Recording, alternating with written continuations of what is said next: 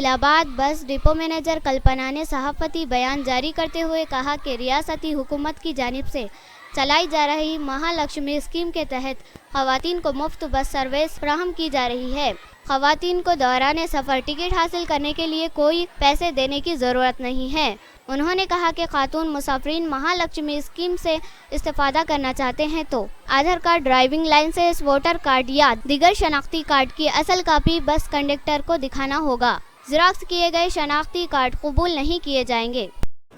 తెలంగాణ రాష్ట్ర వ్యాప్తంగా 9వ తేదీ నుండి మహాలక్ష్మి టికెట్ స్టార్ట్ చేయడం జరిగింది. దీనికి సంబంధించి ఈ రోజు నుండి ప్రయాణికులందరూ కూడా మహిళా ప్రయాణికులు అందరూ కూడా గుర్తింపు కార్డు, ఒరిజినల్ సర్టిఫికేట్ తీసుకొని రావాలి. ఆధార్ కార్డ్ కానీ డ్రైవింగ్ లైసెన్స్ ఏదైనా ఒరిజినల్ సర్టిఫికేట్ ఉంటేనే ఫ్రీగా ట్రావెల్ చేయడానికి అనుమతించబడుతుంది.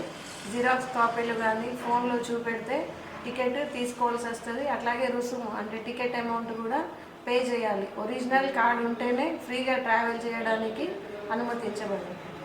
मज़ीद दिलचस्प खबरें देखने के लिए सब्सक्राइब कीजिए हमारा चैनल उर्दू जज़ीरा।